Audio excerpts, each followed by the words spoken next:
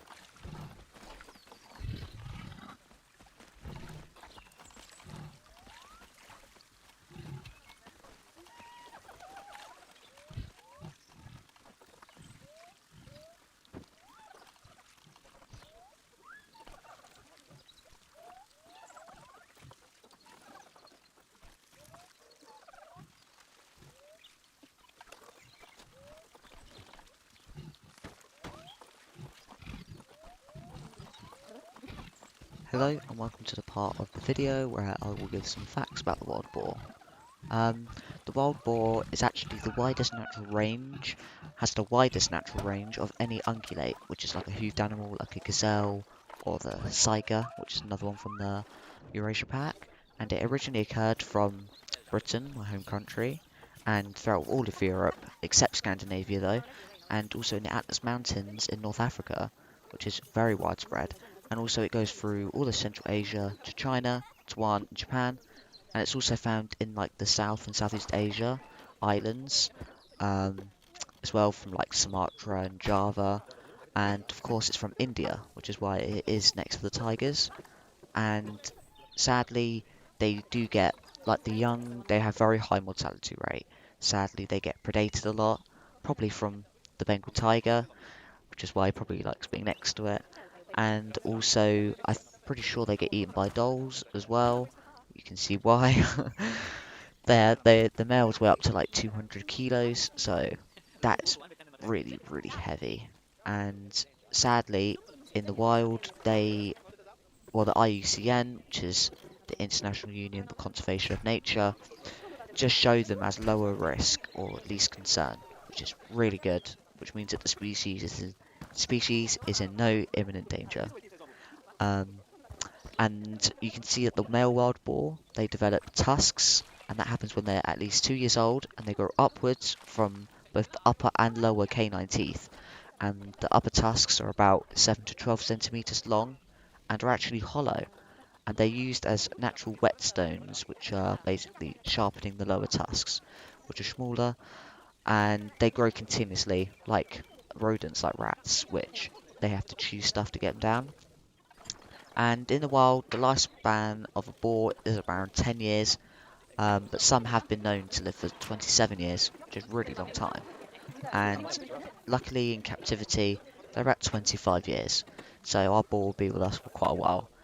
Um, and they're very social, like really social. And pigs. They always say pigs are really closely related to us, and they apparently live up to groups of up to 20 or more, and they're called sounders, which is quite funny. And they're basically matriarchal, which means they consist of two or three mature females and their recent litters or young. The adult males are usually solitary outside of the mating season. Larger groupings of up to 50 or 100 animals are occasionally seen, and a sounder, which is the group, will forage together throughout a home range. The natural habitat of the wild boar is woodland, and it can live in deciduous coniferous forest or tropical rainforest, and also in swamps, which is why in the habitat you can see that I put the mangroves there, because they have been known to be in mangrove forest. Well, not necessarily in mangrove forest, but around the edge of them, because as you can imagine, it's very muddy, and they absolutely love that. And the boar's eyesight is also really poor, and it literally can only able to distinguish blue from amongst the primary colours. And fun fact, is also largely nocturnal, which means that they come out at night. And if you didn't know, daytime animals are known as diurnal, like tigers. Actually, I don't know if tigers are. I think they're both, right? Yeah, yeah, they must be. Um, and also, wild boar are seen as one of the most highly intelligent animals, but they are quite shy and very seldom when they're seen by humans, but they are seen to be very aggressive. Naturally, in our country, well, England, we have this place called the Forest Dean, and when I went there, we saw some boar in the wild, which is really cool. And we went and well, just as it was getting dark, and we heard this boar like grunting at us, like within a foot of us, maybe. We couldn't see it; it was behind this like thick woods, and we were so scared. Honestly, it was so loud, and apparently they are, they charge at you really, and they're known to be very like can leave you quite injured. Um, they literally are made of muscle, and their snout is just incredible. Like if you look how the muscles work on that snout, honestly, you'd feel like weak compared to that.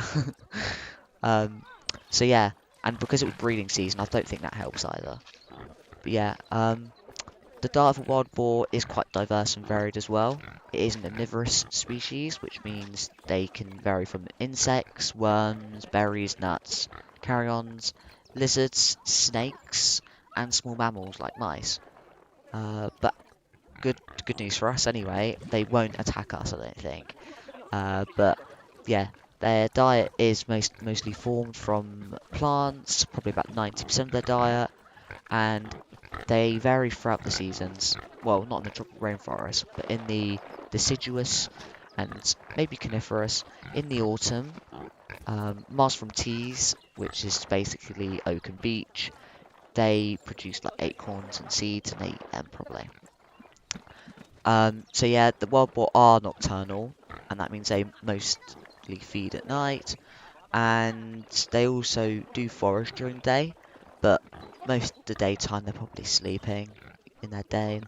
And the dens are actually called day nests, which are basically just round depressions in the ground that are sometimes lined with leaves or vegetation.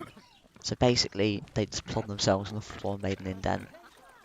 Um, so yeah, I hope you enjoyed some of them facts.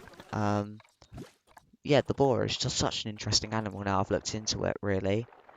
Um, so yeah, I hope you do appreciate the boar a little bit more, like I have. But you know, for some countries they're probably seen quite often, but in mine they're on the rise. And as I said, the Forest of Dean, I think, that has the biggest population in the like world population. I'm not too sure, but but yeah, they're quite interesting and very loud. And I remember them like you could hear them like walking. It was so weird. I didn't like it. Yeah, they're scary. But yeah, I hope you did enjoy. I'll pop in the end of the video and see you then.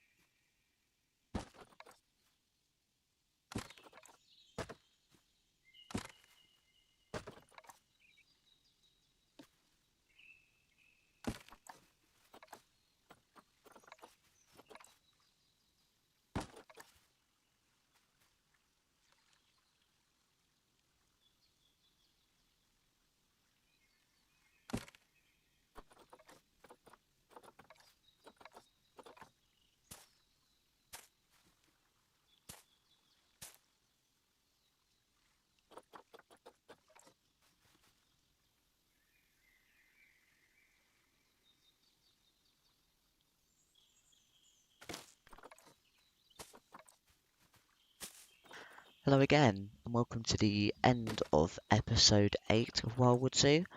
In today's video, you saw me build the wild boar habitat, and next episode, I'm planning to start off the Indian rhino habitat on the sort of boat habitat ride thing, whatever you call it.